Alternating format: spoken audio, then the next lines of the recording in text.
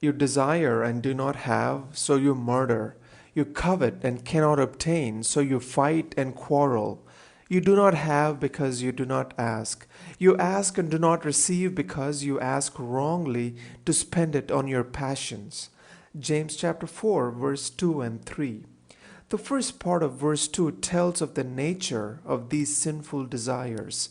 It is the result of their covetousness or envy to get what they don't have. So James is warning his readers that their envious desires might lead them to murder if not checked in time. They are not yet killing each other, but their fighting or quarreling is already an evidence, and if covetousness goes unrestrained, the danger of murdering will certainly follow. Murder can certainly be traced back to a verbal argument or a private violence, which in turn can be traced back to the wrongful lust to want more than we have. James is saying similar to what he said in chapter 1, verse 14 and 15.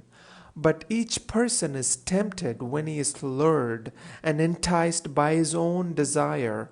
Then desire, when it has conceived, gives birth to sin, and sin, when it is fully grown, brings forth death.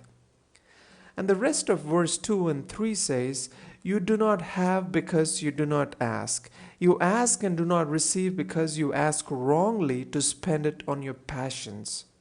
What is it that James's readers are specifically asking that they cannot receive? We do not have a direct answer in the passage.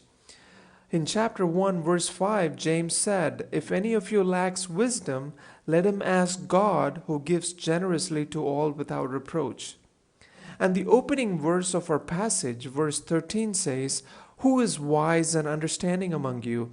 By his good conduct, let him show his works in the meekness of wisdom.